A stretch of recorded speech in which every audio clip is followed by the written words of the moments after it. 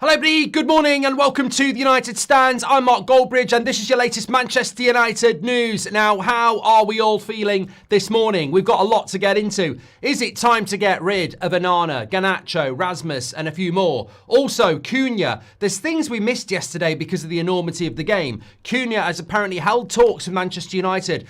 Delap, there's an update on that. Also, Tyler Dibling as well. Mainoo contract talks. Sancho coming back. We've got a raft of stuff to get into this morning show, which is all news on a news show. It's all topical. We'll get into that. But how are you feeling? I want to just start off with, the morning after the night before. I'm still fuming. I mean, look, you can wake up in a different mood. You can be pragmatic. You can say, look, we've got the second leg. Turkey has come out with comments about we're better than them. We're not scared of them. I mean, shut up, you little shit. I mean, I thought you were doing a Patrick Swayze impression for Ghost 2. You ghosted until a bloody tapping because Onana's crap. I mean, the number 69 was better than you. And, well, they normally are. But, I'm not interested in any of that crap. We should have won the game last night. And, yeah, I'm not happy. I thought I might wake up and be a little bit more, positive about it. But ultimately, I know Onana is probably going to play next week. And there's a bit of... Amorim was asked about it after the game and basically said he's going to pick him again and again. And I think we can digest that because he might not have meant that, if I'm being honest. But look, as I said to you in the international break, Amorim wants to replace Onana. It was from a good source, the same source who told us about Delap last Saturday. And that's been verified by people talking about the same story 2 days later. So I'm happy with that source, and I'm happy that Onana is not part of Amorim's future plans. And what we saw last night is exactly why. He likes him as a person, but it's not his goalkeeper, and there's a lack of confidence that he can deliver what is required. And hello, that's what happened last night.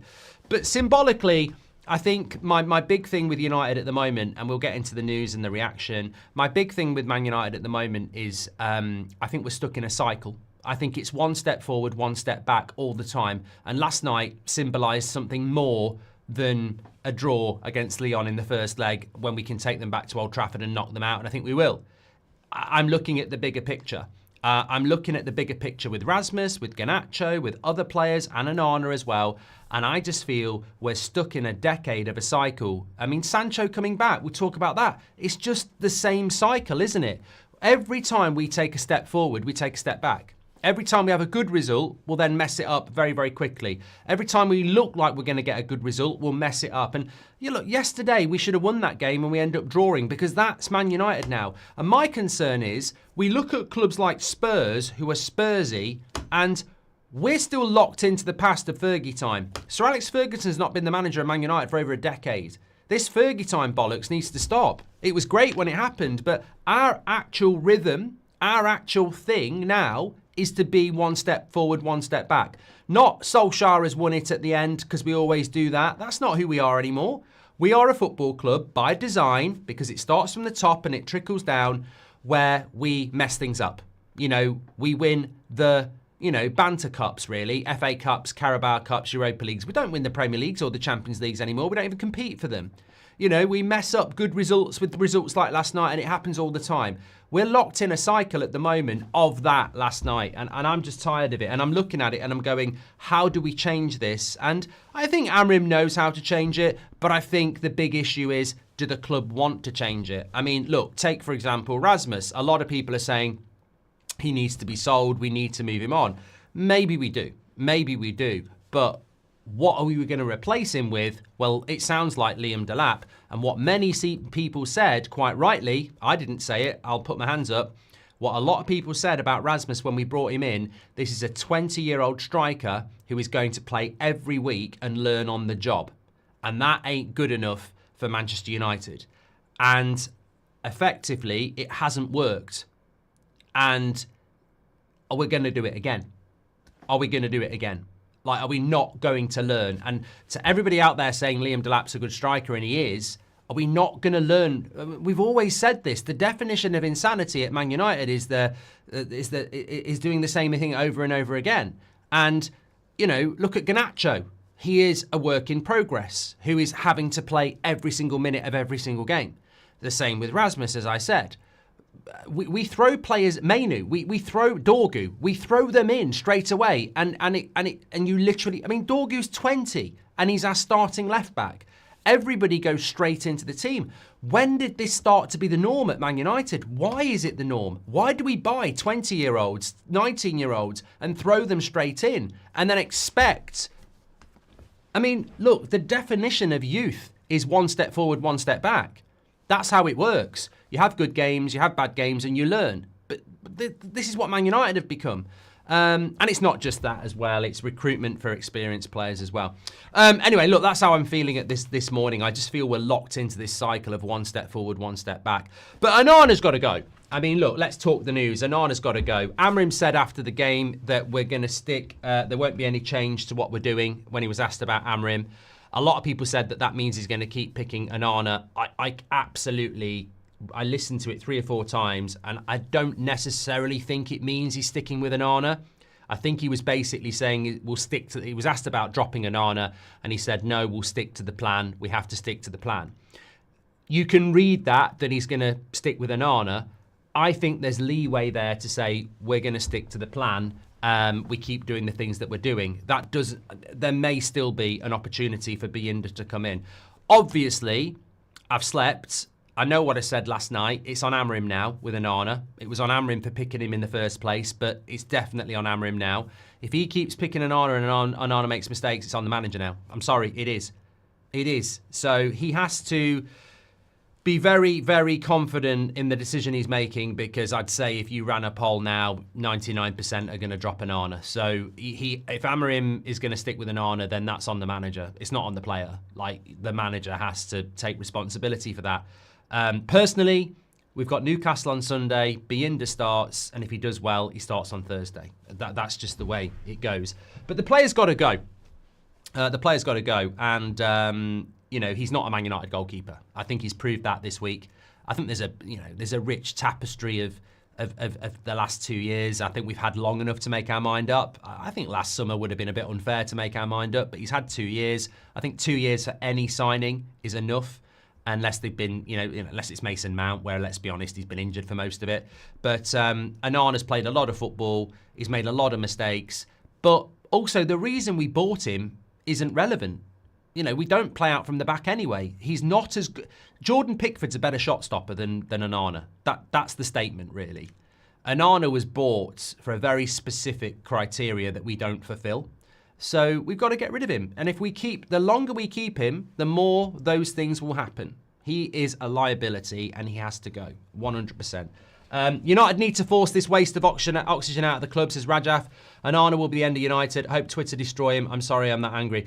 No, I mean, I do disagree with that, Rajaf. As I said, look, the mistakes have been made. He made himself look an absolute pillock on social media as well, with the reaction to the, kissing of the cup and everything like that. But it's on a now. We're professionals. As fans, we should be professional as well. It's as simple as that.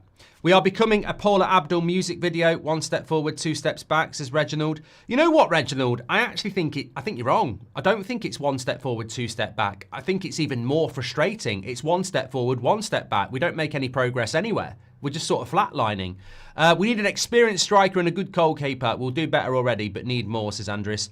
Sterling missed a sitter. Pep took him off immediately and sold him. Yet Amorim keeps picking Onana. He is unacceptable, says Parker. Always support the players, but Onana has cost us too much. I'm still fuming this morning. If you put his brain in a horse, it would bark, says Johnny. Patrick Lynch says Amorim publicly backing Onana is not new or surprising. He's done it with loads of players, and we were told that by sporting fans. The real question is, does he trust Binder any more than Onana? Exactly, Patrick.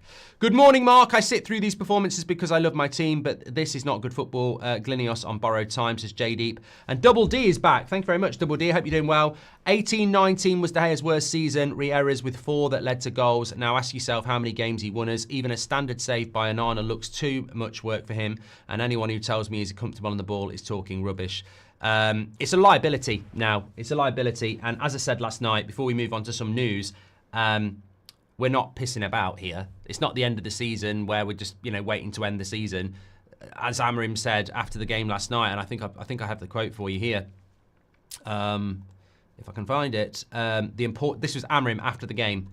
on the importance of winning the Europa League. It's not just the coach, it's everybody that's here, the staff, the players, everybody has to understand that this is a massive club with a big responsibility. We want to play Champions League football. We'd love to play Champions League football next year, but we have a lot to do with our club. We are in our path trying to do things right. So it's step by step. Let's think about Newcastle, then we'll be okay to face the next game. I think he's already talking like a manager that is shitting himself, that, you know, he can't deliver what he has to deliver. He has to deliver the Europa League. And I sense from Amorim, when he's asked about it, he almost gives a get out of jail that it's a long path ahead. He knows he won't get a long path.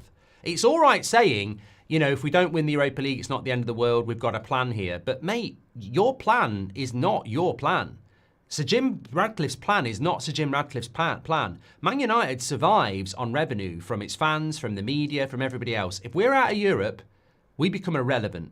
And if we become irrelevant, you become sacked. So he knows it's massive. And that takes us back to Onana again, that he knows if he had Jordan Pickford in last night, we won the game. That's how bad it was.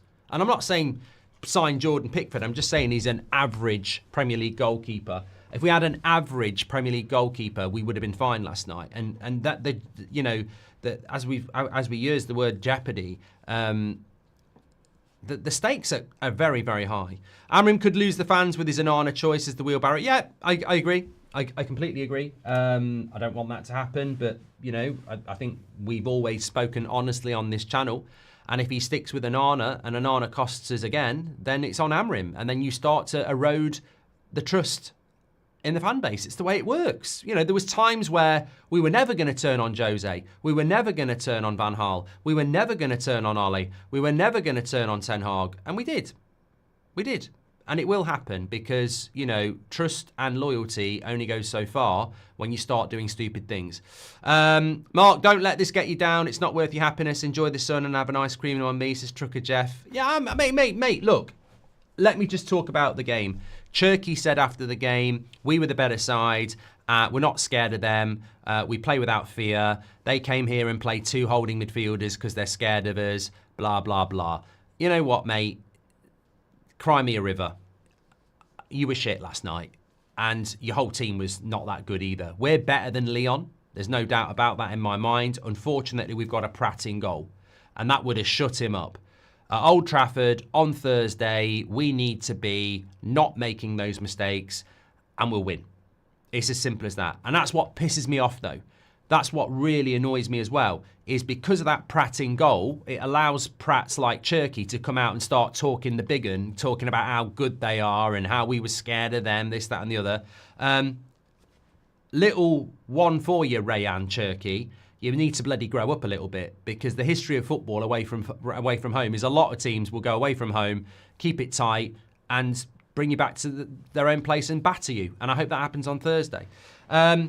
There is nothing we can do until the big contracts are gone. I suggested going for Ramsdale because I'm realistic, says Keel. Who would we even buy, though, says Red Devil Girl. Thank you very much. Okay, let's hit some additional news here. I want to start on a bit of a positive.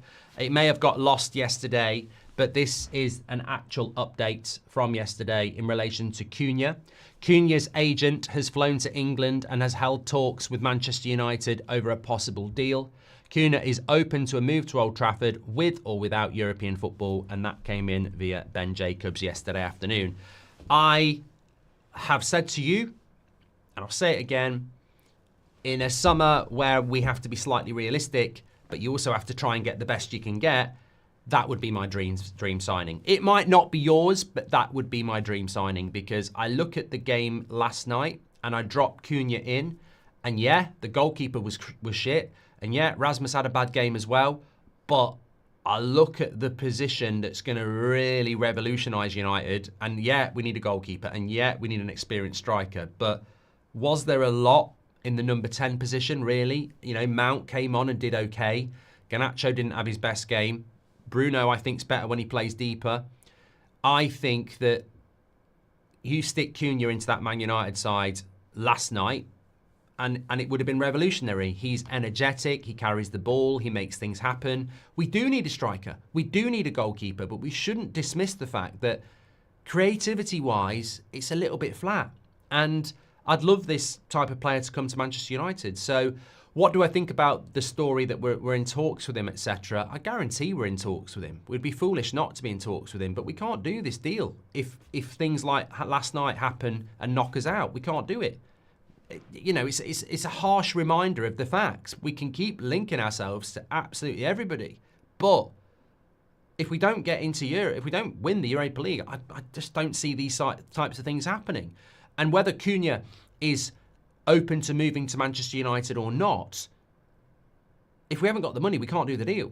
And trust me, there will be other clubs putting the money on the table who may be financially better off than us. Aston Villa are probably better off than us this summer. Maybe Spurs are better off than us. I don't know. I don't know how bad our financial situation is, but we can't do 60, 65 million pound deals on thin air. So, yeah, I hope we are in talks with him. Yeah, I hope he does want to come to Man United. But if we don't win the Europa League, we won't do the deal. Whether he wants to play in Europe or not, we won't do the deal because we won't have the money to do it. So, you know, I hope there's something in it. Agate has been subbed 17 of his 29 starts. Robert, say what you think. Stop being vague. I think Agate played well last night, and I think some people just don't see the work he does because he's playing in a position where, you know, you've got to have a pretty deeper understanding of football. It's the Carrick role, isn't it? But he's not Carrick, but he's doing it. Who won the midfield battle last night? Because it wasn't Leon. I think Casemiro and Agate did a real roll-up-your-sleeves job last night, and they broke up the play, and they did a really good job. But for some reason, there seems to be some sort of agenda against Agate. He got subbed off last night because he was on a yellow card, and he was going to get sent off. He was very close to getting sent off for a second yellow, and then he would have missed the second leg. Would you take Restes for goalkeeper marks, says Paul Taylor? I would take a goalkeeper at the moment that can actually do the basics, because Onana can't. Yeah, so Cunha, I would be very, very, very happy with, and I think that, you know, we'll have to just wait and see what happens with that. Reverting back to potential outgoings, look, I'm not going to avoid the elephant in the room. We never do. There's two players I think we need to talk about beyond Onana last night, and there are other players. You know, some people are not happy with people like Delo, etc. But I think when you look at the game last night, Rasmus and Garnacho stand out to me as two topics that need to be discussed. This is, obviously, it's not on the same level as Onana. Onana is an experienced goalkeeper in his, mid to late 20s. There is no excuse for him at all. Like, that is just horrific. But Rasmus had a terrible game last night. Absolutely terrible. I'm concerned about it now.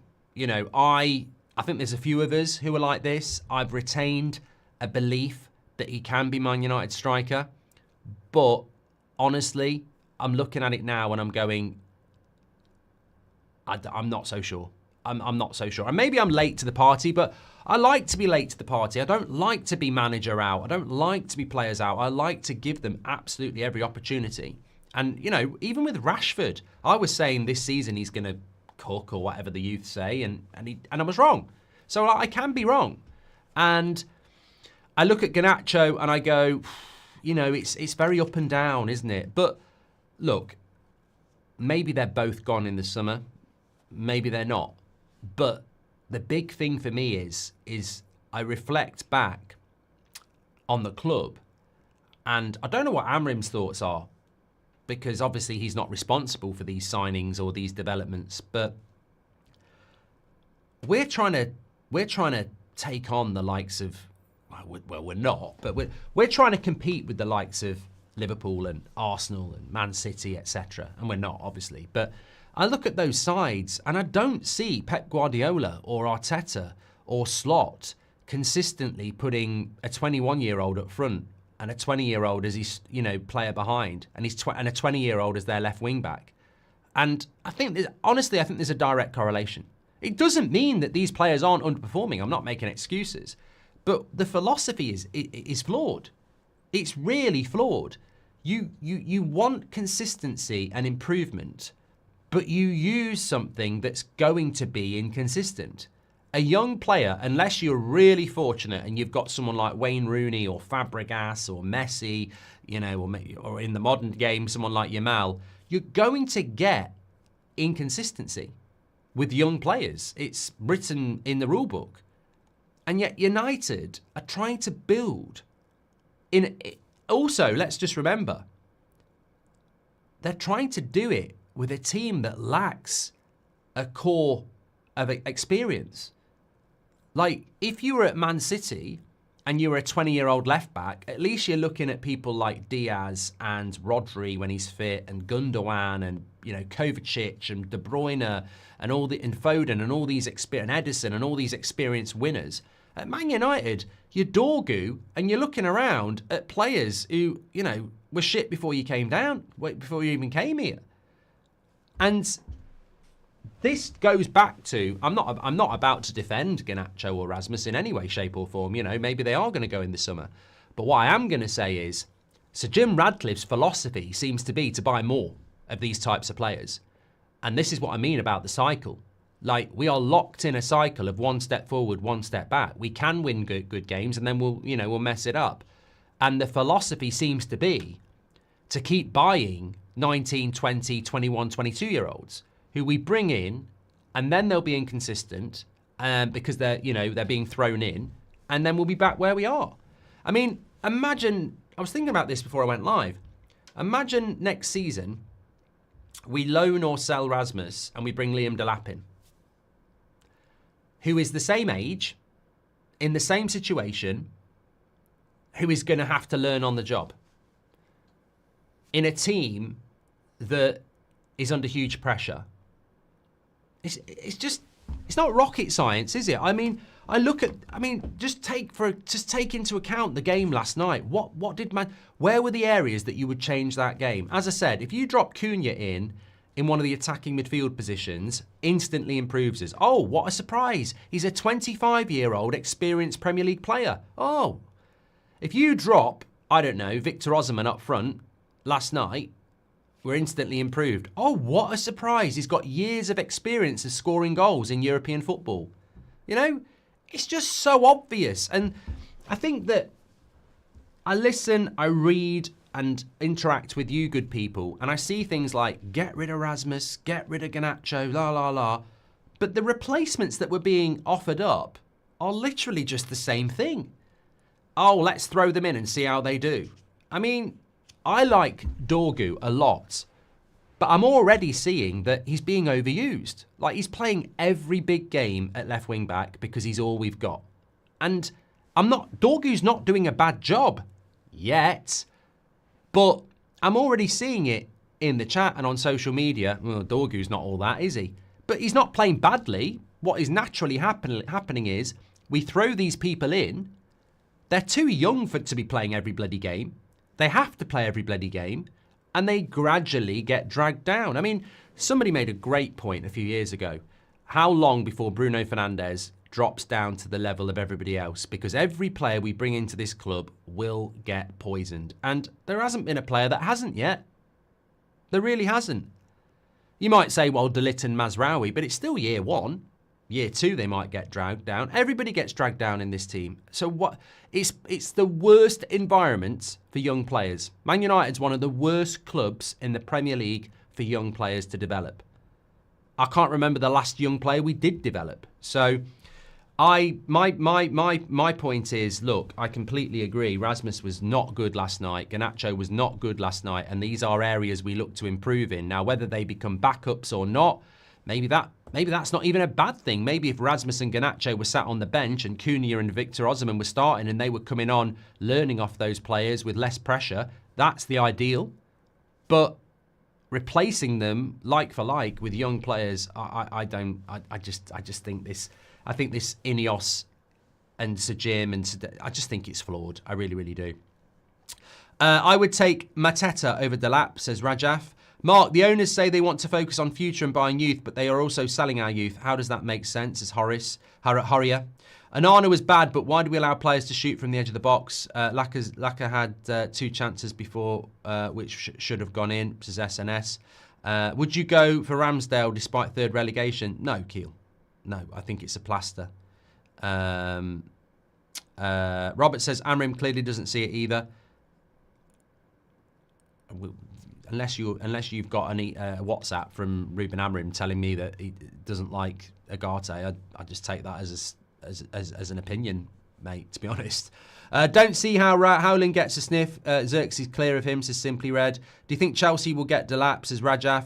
Would you, thank you very much. Okay, I don't know. I was told that we're going to get Delap, so I think we'll get Delap. A few other bits to bring in. Let's go here next. So, just a few bits of news coming in. So this is hilarious, actually. We're sort of like going negative, positive here this morning. So Tyler Dibling of Southampton, his price is now £35 million. 2 weeks ago, it was 100 million. A few days after that, it was 60 million. And now it's 35 million. And I'm glad it's on record what I said.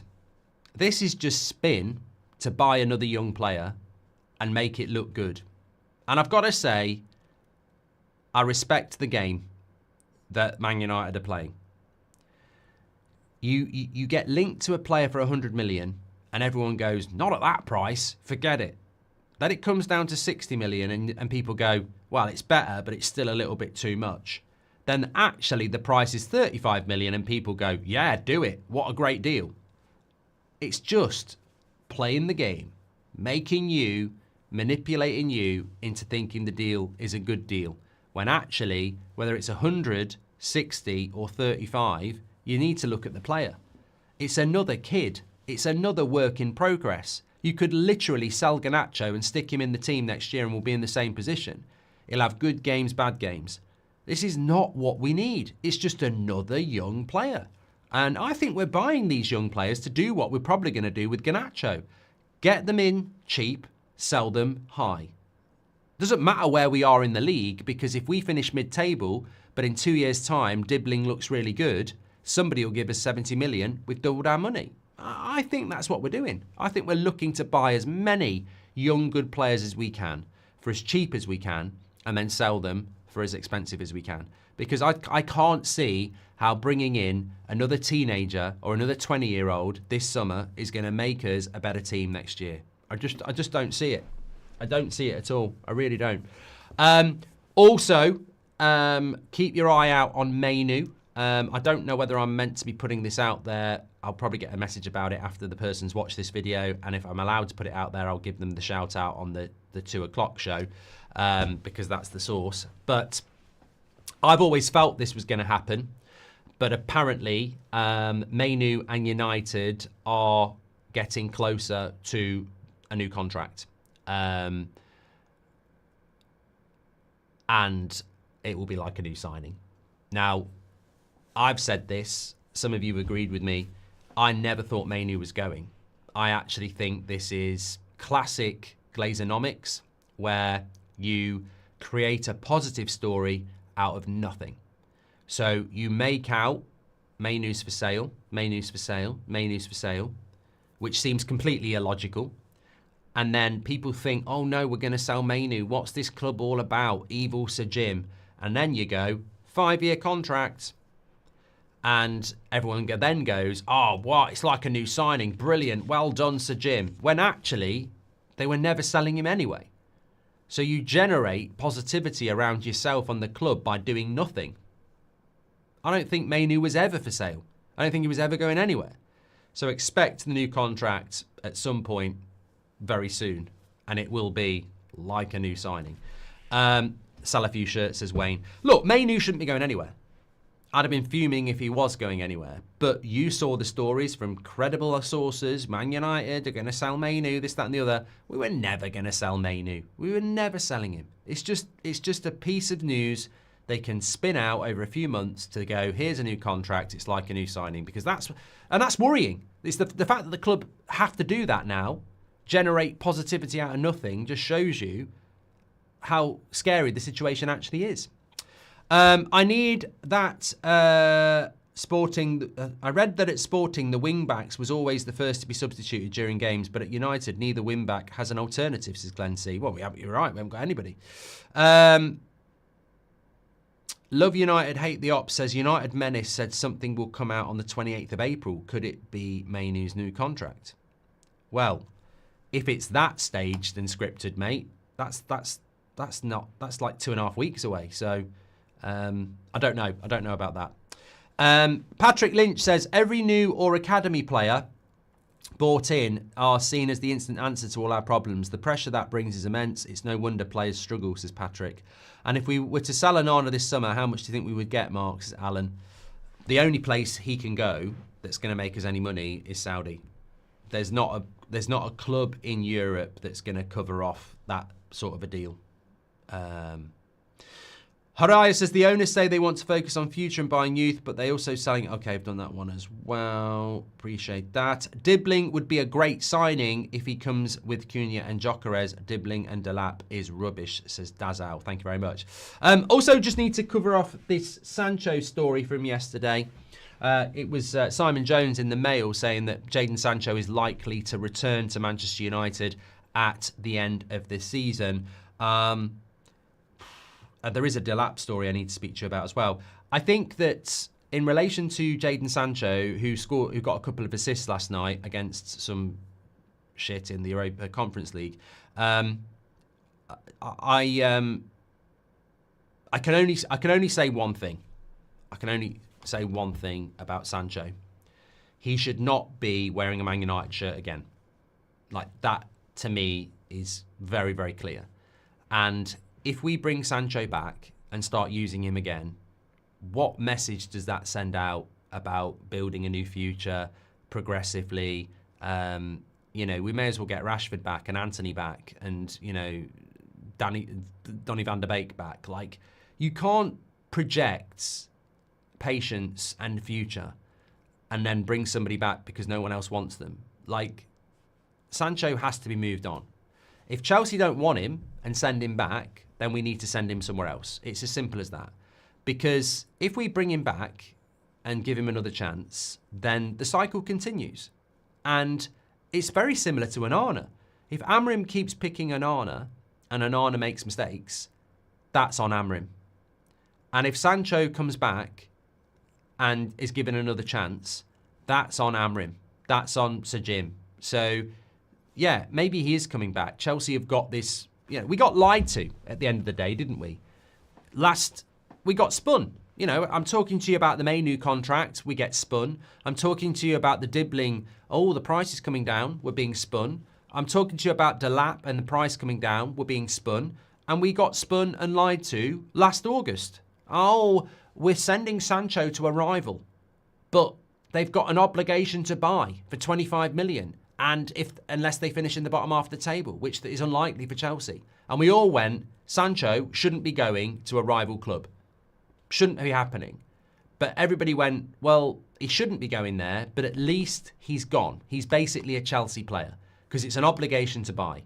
So we shouldn't be selling him to a rival club, but at least we've sold him, he's gone. And then we find out months later, not at the time, because everybody kept it quiet. Why was it kept quiet?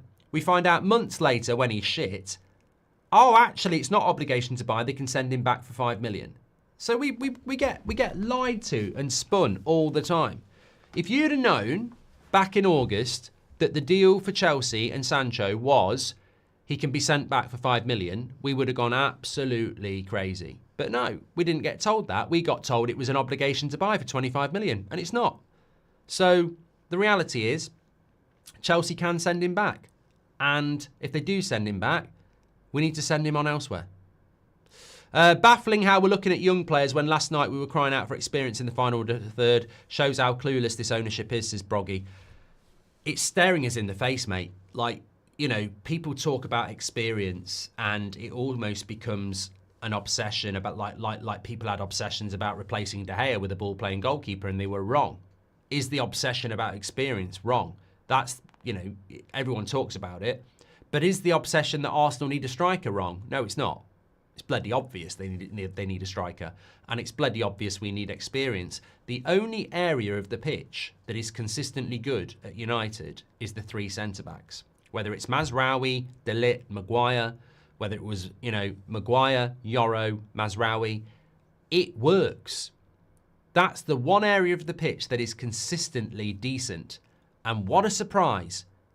Yes, Yoro's a teenager, but he's supplemented by 2 experienced players every single time, whether it's De Ligt and Mazraoui, Maguire and De Ligt, or Maguire and Mazraoui.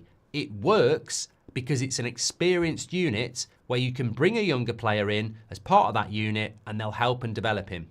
They'll nurture and protect him. They'll allow him to grow. It's the one area of the pitch where we're consistently good. Every other area, wing backs, midfield, front 3, very hit and miss. Why? Because there's not a lot of experience there, you know? Check United Menace latest tweet and the replies under it. He said it's a shit show behind the scenes and also said something will come out on the 28th of April. Let me have a quick look at that.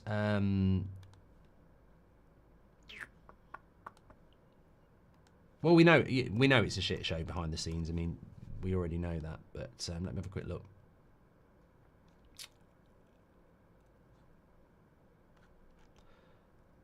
I can't see anything from them. Oh, okay.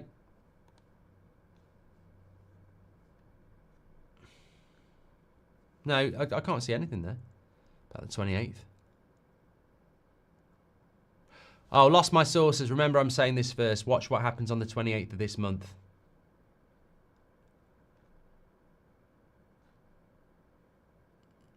Okay.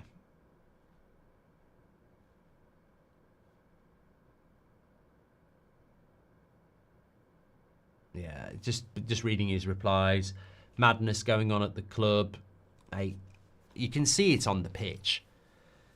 You can see it on the pitch. You can see it in Amorim's face. You know, the club is a joke. And look, I haven't heard anything about anything like what's going to happen on the 28th. But I would hazard a guess, not about the 28th, but I would hazard a guess that I feel I'm quite good at analysing interviews and stuff like that. And I've listened to Amorim over the last 6 months. And I think from what he was saying at the start to what he's saying now, very different. And as I said about the Europa League, it's so obvious that this is make or break. And he's already talking about, you know, if it doesn't happen, we've got a long-term plan. But he's already said, I won't get a long time. So everything, you know, there's contradiction and confusion in the message from the manager, which means he's confused. Like, he's saying, like, if we don't win the Europa League, there's a long-term plan here, and it's not the most important thing going on at the club. But what is the most important thing going on at the club then? And also, you talk about a long-term plan, you know you won't get long. So I think it is a mess. And I don't think Ruben Amorim signed up for Man United to buy players who were young and cheap. I don't think when he took the Man United job from Sporting, he was like, yeah, I really want to come to a shit United side that's going to rebuild cheaply with young players. I don't think he's the sort of guy that would have gone, yeah, that sounds great. You know, you're in the bottom half of the table, you're not good enough, and you're not going to spend a lot of money and you're going to buy young players. I mean, what's not to like? Oh, and you're going to build a stadium over the next decade that's going to use up a lot of money as well. I mean, just, you know, where do I sign? Like, I think that it's very, very clear when you listen to Amorim, who is a very good speaker. Just look at his face. Look at how every manager at this football club in the first year ages by at least 5 years. It's because they're overworked. You know, say what you like about Ten Hag, say what you like about Ollie, say what you like about Jose. They worked hard. You can see it in their face. You can see it in their hair. You know, they're working really hard to rescue not only themselves, but the situation. But it's like swimming against the tide. You can only do it for so long before you drown. And it's I think it's an impossible job. I think it's an absolutely impossible job. You've basically got people in charge who don't know what they're doing, and they're not, you know, they're not very good. And you're at the mercy of that, really. It's incredible. It's incredible how naive the mainstream are and some of our fans are. Because some of the things that they think Sir Jim is implementing are factually Glazeronomics. Like the regeneration of Old Trafford and all the building that's going to go on. Oh, what a project by Sir Jim. He's such a great British billionaire. 2017 letter from Man United to Trafford Council, literally talking about all the regeneration projects. 8 years before Sir Jim Radcliffe was here, because it's a Glazer idea. Tampa Bay Buccaneers are all about young players now. They're trying to, get young players into their NFL team. Oh, who owns them? The Glazers. But no, the Glazers just operating in the background. They're not interested anymore. These are all Sir Jim's ideas. Are they bollocks? Sir Jim's a bloody puppet. He may as well be Derek behind me. Because that's all he is, smiling puppet.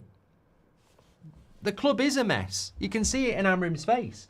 But that doesn't take away from the fact that even though the club's a mess, we should still win this Europa League. We're still good enough to win this Europa League. I still believe we will do it. But if we don't, oblivion is what I've been saying. Sorry to say, but it's prime for Southgate, says Keel. Well, if they go Southgate, I'm going to go. I'm Southgate out from the second he comes in. If I'm Chelsea and even if I want to keep Sancho, I'd say to United, we don't want to pay 25 million. It's not obligatory. Here's 10. Take it or leave it. Good point. Good coin. Was this the best-in-class mentality gone, says Daniel.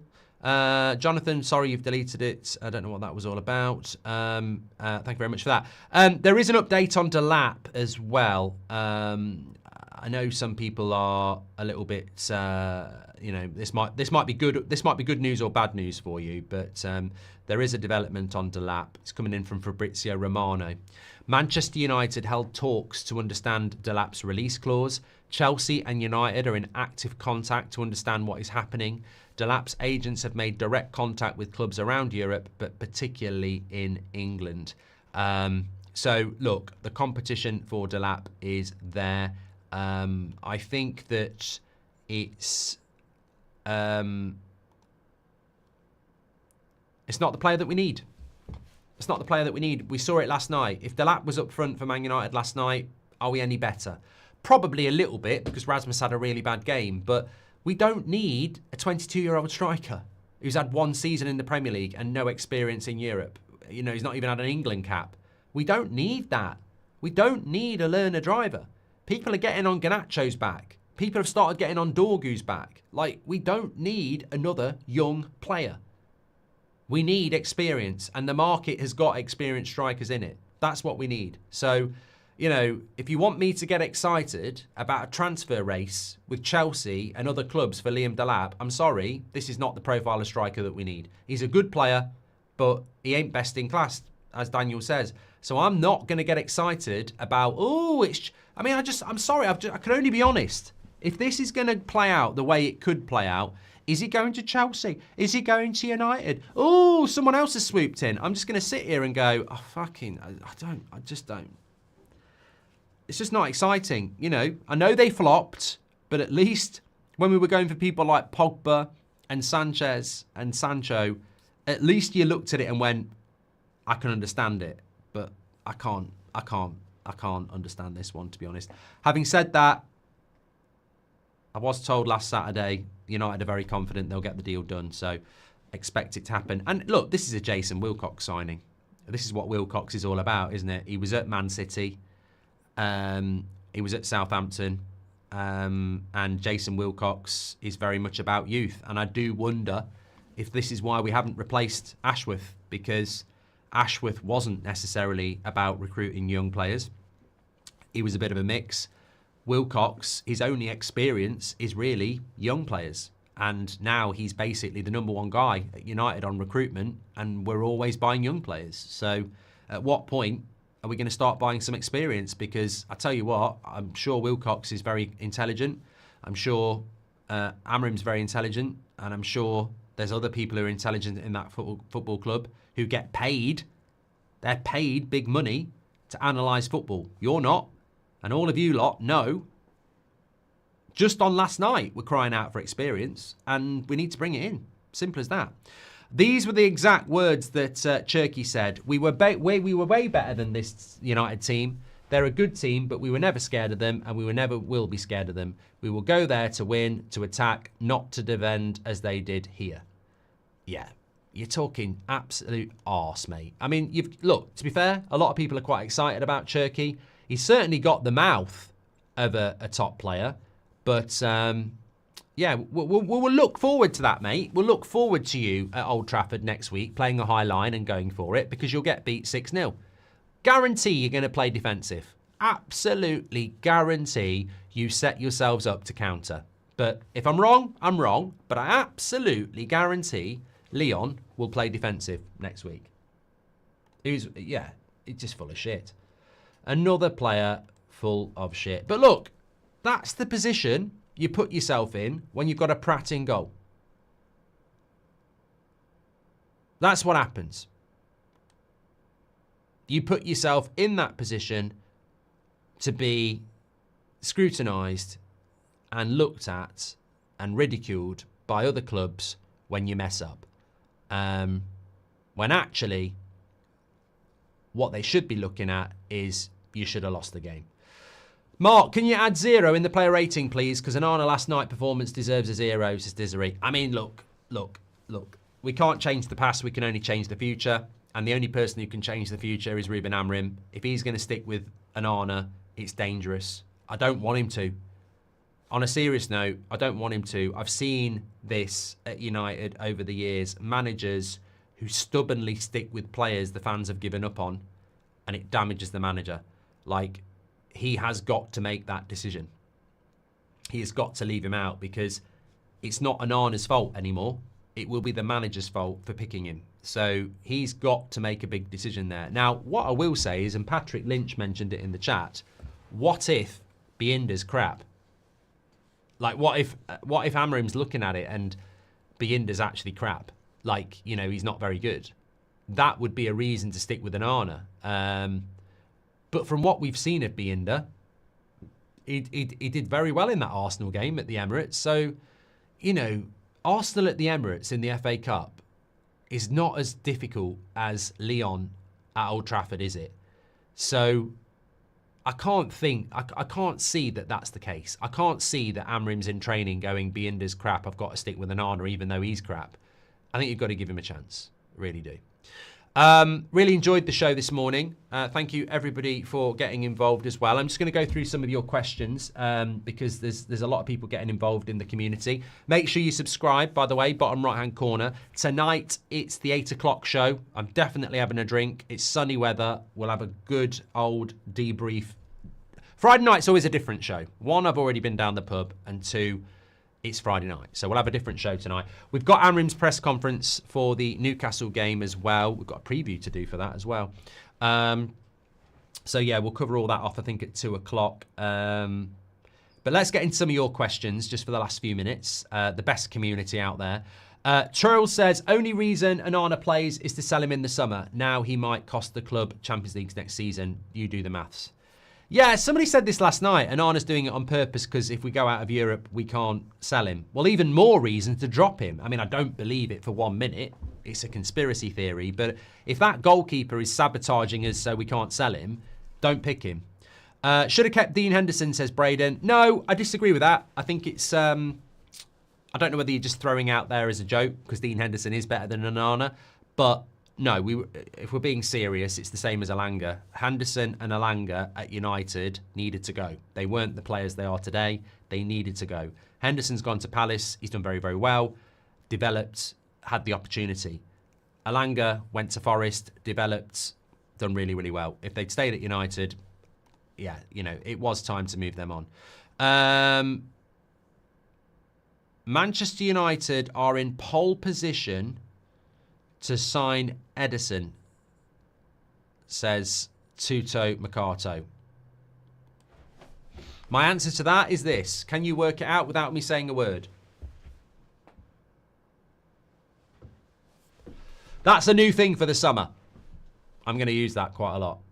I've just been sent that anyway, so yeah. My answer to that is what I just did on my chair. Spin, yeah. Thoughts on Rashford, says Boss. I don't want to talk about Rashford. We spoke about Rashford yesterday because he played against Villa, and I felt bad for him having to play up front, but we don't need to talk about Rashford. And yeah, Rashford needs to be sold in the summer, and hopefully it'll be good for everybody. I'm still thinking Binder has to start. As we know, Onana isn't good enough, says Michael. I think we're all starting Binder. Dev says Leon outplayed Man United 1,000%. Must have been watching a different game, mate. Must have been watching a different game. I think for a European away game, I'd expect not to have the possession. Leon are a decent side, but I never felt scared of them. I think we should have won the game. A draw might have been a fair result, but in the end, I think we should have won the game. I'm afraid for Ruben, given the reports, our summer won't be great. They just set him up to fail, says I see dead bodies. What happens with the manager is, mate, we've mentioned the word cycle. We've mentioned one step forward, one step back. What happens with the manager is they get brought in, they get the hype. You do more interviews than Alan Sugar. And subtly, what happens is the media and the United fans see Amorim as the guy in charge. And when it goes wrong, Amorim is responsible. Like, who's talking about Sir Jim Radcliffe or the Glazers? No one, really. No one's talking about them. This is what they do. The people responsible hide at that football club. And the same thing will happen again. He will become the scapegoat very, very quickly, if he hasn't already. Look at what Neville and Keane were doing on Sunday after what was quite a good point against Man City. The football's rubbish, this, that and the other. It's all blame shifting at that club. Maybe it's not Onana, it's keeper coach that's causing us problems, says Dylan. No. Look, this might bore you, but in a younger life, I did do, for a few weeks, I did goalkeeping training. Very basic. Also, I've spent a lot of time with people like Ben Foster and Watto when I was on the football fill-in, learning, listening, because that's what, when I was talking to John Terry on Monday night, I was asking him questions about stuff. You being the same, I want to know. I want to know what it was like, who's the best player you played against, this, that and the other. Where Onana, in my opinion, goes wrong, he's too physically top-heavy, i.e. muscular. He can't get down. If you think about people like Courtois, you think about people like De Gea, they're not muscly up top because you need to be agile. He's too muscly on the top and he struggles to get down. His hand movement is horrific. Like, he has never seemed to have learned the ability to... There's saving a shot and there's saving a shot. It's all about your wrist movement. So you can save a shot and it'll just go back into a danger zone. You can save a shot and you can move your wrists and angle it away. He's not mastered that. He's not mastered coming for corners. He's like a bag of cement. They're three big things straight away. And he also has a weakness, which has been exposed quite a lot at United, where a cross comes in and he gets distracted by what's happening around him. That first one yesterday, that's happened to him before. Your job as a goalkeeper is to follow the ball from where it's kicked. If someone deflects it, you're never responsible. If it goes straight in, you are. It's just very bad at the basics. What he's good at, and we haven't seen, is distribution. He is good at that. We just don't see it at United because we don't utilise it, because we haven't got the players to utilise it.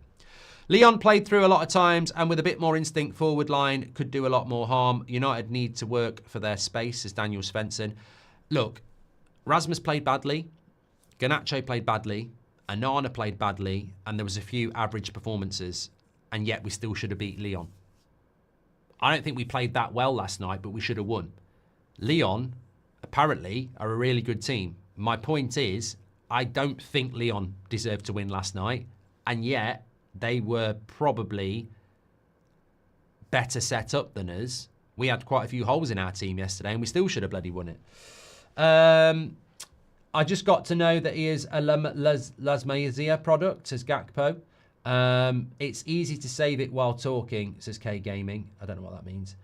Would you play Binder in the Newcastle game to get him ready for the Leon game? 100%, Amos, 100%. Look, I agree with Stephen. He says, angry, it shows the importance of a quality keeper. We've always had one. Get rid if he gets picked, then sack the manager, says Stephen. There's no point saying this, and I was in the minority, and I know some of you didn't have the opinion I have, and Beth didn't have the opinion I have, and I've got no problem with that. The argument was at the time, not now. look, I thought Anthony was going to be a really good signing for Manchester United. I thought we'd be okay bringing Rasmus in at 20 and playing him up front. I've learned that Anthony wasn't a success, and throwing 20-year-olds into a team like this is a recipe for disaster. They can't learn on the job. It's just not the environment. But on De Gea, my clear defence was he is still in his early 30s. He is not old. He is not past it. He is one of the best shot stoppers in the world. And we're replacing him for a goalkeeper that's not as good at shot stopping, but he's a ball-playing goalkeeper. And I said I would rather have the shot stopper over the ball-playing goalkeeper in a team that isn't equipped to play ball-playing football. And it was right. Ten Hag tried to run before he could walk. Ten Hag wanted to turn United into Man City. And we didn't have enough players to do it.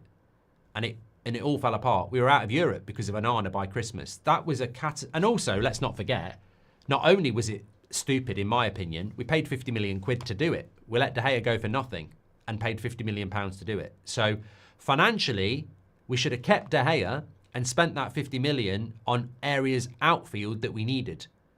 But we didn't. I like Ten Hag. I do. And everybody makes mistakes. But that was catastrophic. Where would we be now if we had De Gea for the last 2 years? Ten Hag might still be in a job. He was that good. I don't know. No one ever talks about it. If we'd kept De Gea and spent that 50 million on something else, where would we be as a club? Well, we'd have a goalkeeper that wouldn't have let anywhere near the amount of goals that we've let in, and we'd have 50 million spent somewhere else. I don't know where we'd be. Everyone says we'd be relegated without Bruno. If we'd kept De Gea for the last 2 years and spent that 50 million pounds on something else, where would we be? It's scary to think, because we wouldn't be where we fucking are now. 100% we wouldn't be where we are now. Anyway, I'll leave you with that. We're back at 2. I think it's me at 2 today, actually. And 8 o'clock. Fantastic community. Make sure you smash a like and subscribe. That's football. I've got win, lose or draw going up with Robbie in the next hour or so as well. Keep your eye out for that. The Swedish ref was he was right places all the times as well. So, yeah, I thought the ref did well, Daniel. I think he did do well, the referee last night. I think Leon dived a lot, but I think he did well. Great show. I enjoyed it. I feel a little bit better. This is why I love this. I was angry at the start. I'm still angry, but I feel better. Thanks for the therapy, as always, and I'll speak to you all in a bit. Take care.